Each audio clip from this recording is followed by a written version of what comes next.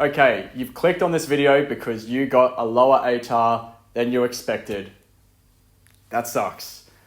I've been there as well. It really hurts when you've tried for your whole high school career, or even if it was the last week of before the HSC. You just couldn't get the goods. You didn't get the ATAR that you wanted, and this might mean that you miss out on the university degree that you want. It also makes you feel a bit like a failure because either there were expectations from your family, your friends, or from yourself that you wanted to reach this particular score and you didn't get it. All right. So what you need to know is that ATAR does matter, right? So you're going to be clicking on a few videos if you're in this kind of big depression stage that tell you that ATAR is not important.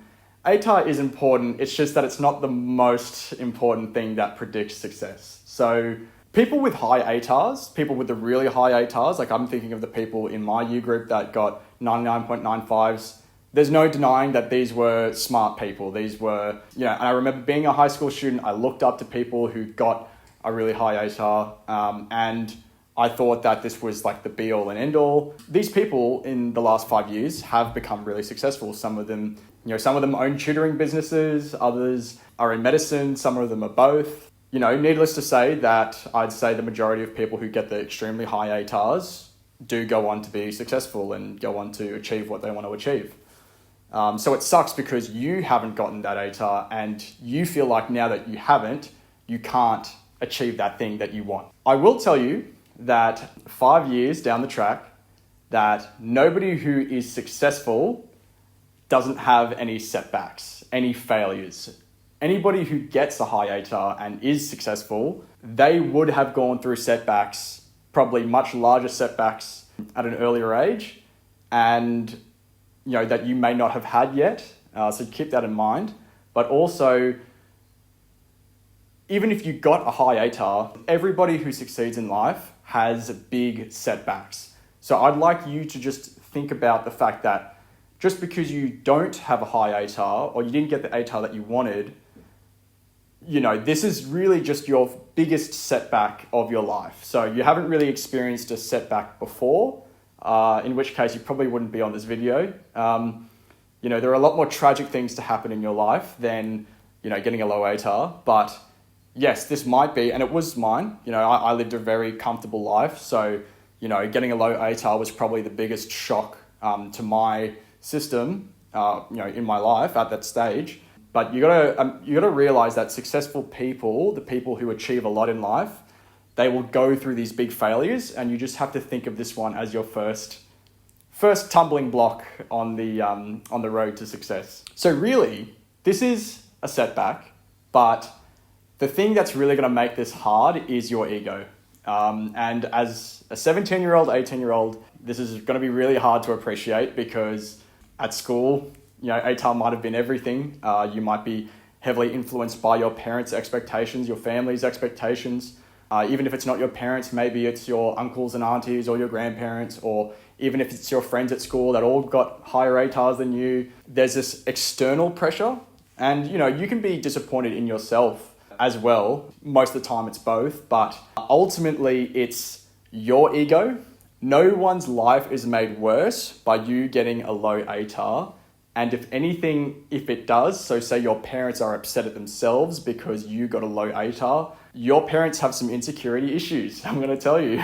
If your parents are getting really upset about your ATAR results, then they have unresolved problems with themselves that they need to sort out. While you can help your parents, that's ultimately something that they need to figure out for themselves, in the same way that you need to understand that this is going to be a setback in your life, but it's not going to be the end of it.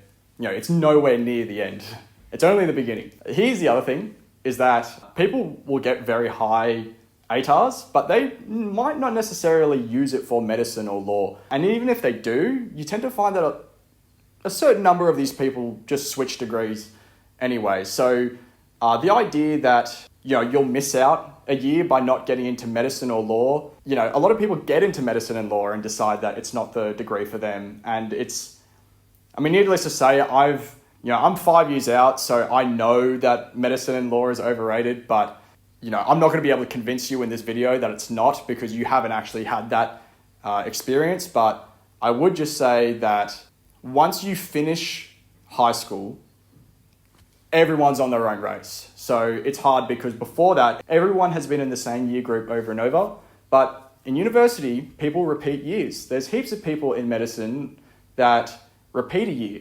And, they tend to be much better doctors if they can stick it out. And so, but you wouldn't judge them because they got into the course. So whereas if somebody's been out in a different degree for a year or 5 years and they managed to get into medicine, at the end of the day, everyone is running their own race, and it's going to be your ego that gets in your own way from allowing you to run your race. There's no point sitting on the sidelines watching everybody run their race and being sad.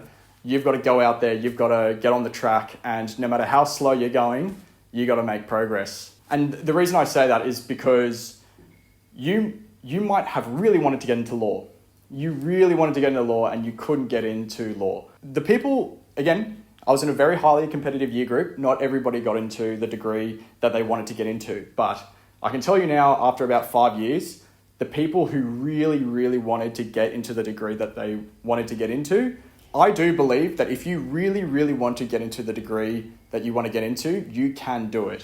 Persistence is key. If you do it for a couple of years and you didn't get in, instead of asking yourself, why couldn't I get in? You should ask yourself, is there something else that my talents and my efforts would be better used doing? And then for every other degree that's out there that, doesn't require as high an ATAR, you might not even need a degree get in the first place. And there's a lot of jobs out there that you don't necessarily need to, you can do online courses for, and they're a lot cheaper and, a lot less.